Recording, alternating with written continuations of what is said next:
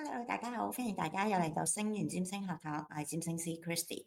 時間過得真係好快好快，好似眨下眼咧又一個月，我哋又嚟到新月嘅時候啦。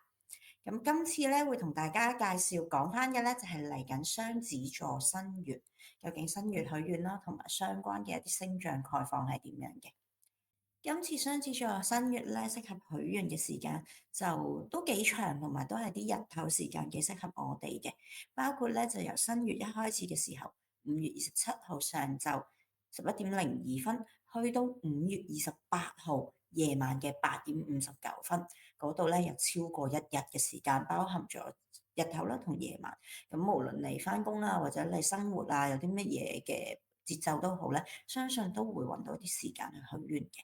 咁如果唔係咧，你都仲係揾唔到個時間空間許願嘅話咧，都未完全可以失望嘅。我哋由5月29號凌晨1:33去到同日嘅朝早11:01咧，即係你返工之前咧，都仲可以適合喺雙子座新月呢個48小時嘅範圍之內許願嘅。如果咧你想攞到今次雙子座新月許願能量最強最大嘅效果嘅話咧，咁就要留意啦，你就要把握5月27號上晝11:02去到夜晚7:01呢一段嘅時間，咁你哋就要好好把握呢個許願能量最強嘅8個鐘。講咗許願時間啦，我哋都講下今次雙子座新月。究竟新月嘅能量係一啲乜嘢？新月曆就即係我哋農曆初一啦，月亮最暗嘅時候，然後慢慢月亮咧就會喺天上面越嚟越光啦。我哋就會話係一個增光嘅能量，所以咧新月嘅能量就好似一個新開始咁樣，俾到一個新方向啦、新嘅能量、新嘅目標我哋，亦都適合咧去一啲從冇到有或者係越嚟越多嘅願望。咁所以咧，大家許願嘅時候咧，亦都要留意翻呢一個新月許願嘅重點咯噃。而今次新月咧係喺雙子座上面發生嘅，雙子座新月或者雙子座嘅主題有啲乜嘢咧？大家都可以配合翻相關嘅星座嘅能量嘅主題去許願。如果唔係咧，許其他同呢個星座能量冇關嘅主題咧，個許願嘅力量咧就會減弱咗好多好多㗎。咁今次雙子座嘅許願主題咧，就主要同我哋嘅一啲溝通想法會有關嘅。我哋頭腦諗啲咩啦？我哋有啲咩信念啦？我哋有啲咩思考模式、溝通模式咧？都係今次雙子座嘅一啲許願主題。咁所以引申咧，所有同我哋嘅表達文字相關嘅嘢咧，亦都係今次雙子座嘅主題喎。所以傳媒啊、出版啊、教學啊、一啲書寫嘅嘢啊，都係可以今次好適合許願嘅。另外咧，雙子座咧亦都好出名，一個好 sociable、好社交、好願意同人傾偈、交流溝通嘅星座。咁所以如果你有一啲溝通社交相關嘅主題咧，都不妨趁今次雙子座新月咧，就係許一啲同新開始、新方向有關嘅願望。雙子座新月咧喺現代占星嚟講，亦都會同兄弟姊妹、鄰里關係，又或者一啲我哋識咗好耐，由細識到大嘅一啲朋友啊，或者係一啲同學有關嘅。咁所以如果你同呢一啲人有一啲相關嘅議題或者主題發生緊，或者你想有一啲新方向、新目標、新主題、新開始嘅嘢咧，今次雙子座新月都係好適合你去許願嘅一個時間點嚟嘅。咁喺醫學占星上面啦，雙子座亦都會同特定嘅身體部位有關。呢啲身體部位咧就包括我哋嘅雙手啦、雙臂啦，呢啲全部係一對嘅嘢。雙手啦、雙臂啦，亦都係代表緊我哋點樣去主動，亦都點樣去捉緊抓住外邊嘅嘢。所以雙手同雙臂嗰一種嘅主動性咧，嗰種靈活啊、喐動咧，係喺雙子座入邊好重要嘅。而帶動我哋雙手啦、兩隻雙臂去喐動嘅咧，就係包括我哋嘅肩膊啦、兩邊啦。咁而尤其是如果你話我 keep 住膊頭都好痛喎、好冤喎，或者好沉重嘅喎，亦都好適合趁住雙子座主題，我哋去諗下我哋究竟無形中孭住咗啲乜嘢咧？我哋承載住咗啲乜嘢咧？喺今次嘅機會入邊，係咪可以好好咁樣去擺低、去釋放，然後讓我哋嗰個雙臂雙手，我哋拿捏掌握生活嗰個靈活性，嗰個輕鬆感可以大一啲咧。咁雙子座亦都同我哋表達講嘢溝通有關啦。咁講嘢亦都好需要我哋成個嘅聲帶啊、呼吸啊嗰個運用嘅。咁所以雙子座喺醫學占星入邊亦都會同我哋嘅氣管啦、支氣管啦、肺部啊，成個嘅呼吸系統有關。雙子座亦都出名咧，其實係好神經質、好敏感嘅。咁喺我哋身體入邊咧，我哋會有神經系統負責我哋成個嘅一個 alert system，我哋嘅一個反應。咁所以咧，神經系統都係雙子座相關嘅主題。如果你話啊，有時我做人或者對於某啲嘢反應太過敏感喎，太過大喎，又或者調轉，我有時咧真係太過慢啦。咁今次雙子座新月咧，亦都係一個許願嘅適當時機，去幫你為呢啲嘅身體部位啦，去一啲調整嘅願望嘅。我哋亦都會配合翻我哋自己嘅個人本命星盤，究竟今次雙子座新月咧係喺我哋本命星盤嘅乜嘢嘅宮位，而我哋會有一啲額外個人化嘅特定嘅許願相關主題，可以增添落去，讓嗰個許願嘅力量更加對焦，讓嗰個許願嘅力量會更加加強嘅。所以呢度咧就有一個表俾大家睇到，如果你嘅上升星座係位處於邊一個星座嘅話咧，今次雙子座新月就會位處於你相關嘅宮位啦。例如上升星座白羊座嘅朋友，今次咧雙子座新月就會位處於你嘅第三宮噶啦，咁你就可以去一啲同第三宮主題相關嘅願望。如果你話我唔知自己嘅上升星座係乜嘢喎，咁你亦都可以上網啦，去揾一啲網站，咁輸入自己嘅出生年月日時地相關資料咧，你就可以睇到自己嘅上升星座係一啲咩星座啦。又或者咧，你都可以 DM 我哋，俾翻啲資料我哋，咁占星師都可以幫你將翻個星盤話翻俾你聽，你嘅上升星座喺邊嘅。咁如果你話真係唔知嘅，我哋去睇我哋嘅太陽星座，即係我哋平時生日嗰個星座咧，都會有少少 reference 嘅，咁都可以幫到你再更加個人化啲去對準今次雙子座新月許願嘅願望嘅方向同埋範疇。例如頭先講啦，白羊座上升星座嘅人，佢今次咧個雙子座新月咧就會喺佢第三宮。咁第三宮咧，與此同時亦都係同溝通有關嘅一個主題。咁所以咧，你可以想象到啦，對於白羊座上升星座嘅朋友，今次雙子座新月咧，如果有啲同溝通啊、學習啊、想法啊呢啲主題有關嘅願望咧，就會有加倍嘅效果啦。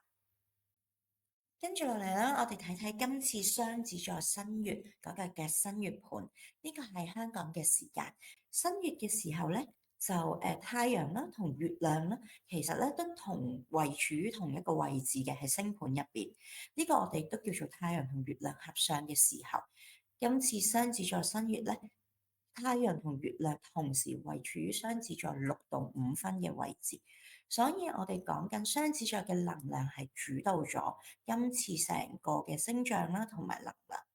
所以呢個雙子座嘅核心嘅特質，頭先講嘅溝通啦、學習想法啦，加上佢有一個靈活性啦，一個資訊交流嘅意味喺度咧，亦都會為我哋今次嘅新月帶嚟咗一個好好地重整我哋嘅諗法，重整咗我哋嘅溝通模式，重整我哋一啲人際相處嘅模式嘅一個好好嘅新機會。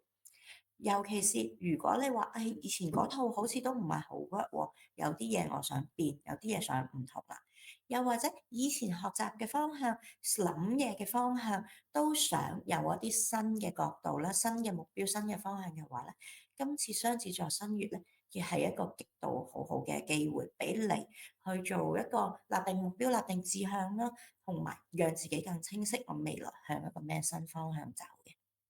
又或者咧，你本身喺本命盤入邊有一啲行星係位處於變動星座6度附近，咁今次雙子座新月對你嚟講嘅影響或者感受咧，亦都會比較大嘅。咁如果係咁咧，其實大家好適合去做一啲同學習啦、溝通啦，或者一啲資訊交流啦，或者文字表達啦有關嘅一啲嘢，都係好適合去諗啦，或者係開始甚至係訂立目標嘅。更加重要嘅就係咧，雙子座好重視個人際關係嘅溝通、人際關係嘅相處。如果你尤其是發覺近期同人相處有啲唔係好順利啊，有時個表達好似唔係好準確啊，又或者大家嘅相處入邊有啲誤會啊，雙子座新月呢段時間，除咗許願之外，亦都係一個好好讓你同對方去坐低交流溝通，通過對話去解決問題、誤會、分歧嘅一個好好嘅時機嚟嘅。尤其是新月係一個新開始嘅時候，如果你藉住呢個新月新開始嘅能量，可以通過對話、通過去溝通去解決一啲問題困難，而雙方攞到一個共識，攞到一個新方向、新目標嘅話，呢個其實對未來嘅係一個好好嘅新開始嘅機會。對未來嚟講，亦都係一個好好嘅踏實，開始一個新嘅方向、長遠嘅方向嘅時候。雖然講緊新月嘅能量係一個月，但係我哋睇翻今次新月盤入邊，我哋仲有之前有提過啦，土星佢已經進入咗白羊座啦，白羊座亦都係個新開始嘅能量。而土星講緊嘅唔係一啲以星期或者以月去計嘅一啲計劃或者時機同埋目標方向，土星講緊嘅係啲以年計嘅一啲計劃同埋方向。所以如果有一啲咁樣嘅人際關係或者甚至係合作嘅話，我哋今次係一個為我哋未來長遠目標、長遠方向、長遠計劃開始嘅一個新嘅時候。加上木星亦都嚟緊，會喺6月準備進入巨蟹座。一方面，我哋可以把握木星係雙子座呢個擴張啦、機會啦、幸運啦呢個能量，去為我哋成個人際關係嘅溝通，甚至係對未來嘅計劃嘅安排合作，好好地開展，帶嚟一個幸運嘅能量之外，我哋亦都要去準備木星嚟緊6月份會進入巨蟹座嘅時候，我哋為未來亦都會建構一種情緒嘅安心感，一種安全感。咁所以，我哋比較要勇敢去嘗試一啲新嘅嘢，新嘅資訊啦，一啲我哋未試過嘅嘢啦，包括人際溝通啊、合作計劃啊，甚至係一啲新嘅諗法啊、新嘅嘗試啊，係呢個今次雙子座新月嘅時候去做多啲嘅。再加上好重要嘅係今次嘅新月咧，坐落喺新月盤嘅第十宮。第十宮同我哋嘅事業發展啦、人生目標啦，一個長遠嘅 sense of achievement，一個成就感、成功感有關。如果你對於未來自己嘅事業發展係好有盼望，或者有啲計劃、有啲方向想做，而嗰樣嘢更加係一啲新嘅開始、新嘅計劃、新嘅方向、新嘅目標嘅話咧，今次雙子座新月絕對係一個極度適合嘅時機。尤其是如果你呢個事業發展，你呢個長期目標係同一啲溝通啦、寫作啦、教學啦，或者係一啲多媒體嘅發展啦，又或者係同一啲建立人際網絡、人際溝通有關嘅話咧，呢個都係你一個事業突破好好嘅機會，因為今次雙子座新月就讓你有個機會重新去訂立自己嘅目標方向，利用呢個咁強同溝通、人際關係相處有關嘅新開始嘅能量，我哋好好勇敢地去試一啲我哋以前可能未試過嘅嘢，開始一啲新嘅計劃。雙子座係一個被風象星座比較主動積極啦，會想啲嘢行得好快、好跳脫，亦都會有好多創新嘅 idea，諗到一樣咧就想好快地去實行啊，好 push forward。但係要留意啦，我哋發展長遠計劃、長遠嘅目標入邊係需要有耐性，亦都需要將嗰樣嘢一步一步慢慢咁樣建構上去，並唔係話我哋諗到就會即刻發生嘅。咁喺呢樣嘢度，我哋許願嘅時候，亦都要 manage 自己嘅 expectation 啦，亦都喺許願之後喺現實生活上每件事一步一腳印去發生嘅時候，亦都要提醒自己，我要有多啲嘅耐性，去讓呢件事有醖釀發展嘅空間。但我哋要留意，今次喺新月盤入邊咧，火星喺獅子座，佢同木星咧就有個6分相嘅狀態。火星呢個咁急嘅星咧，佢喺新月盤入邊嘅12宮嗰度。所以火星嗰種急進嘅能量係會減弱咗，我想好快成就到見到成果嗰種能量係會減弱咗，我哋會發覺好多嘢急都急唔嚟，搶都搶唔嚟，唔係我諗到想做想行就即刻行得通。火星喺呢度，佢會要求我哋更加翻去問自己內心嘅情緒感受，嗰樣嘢我哋係咪舒服，我哋係咪中意，係咪想咁做？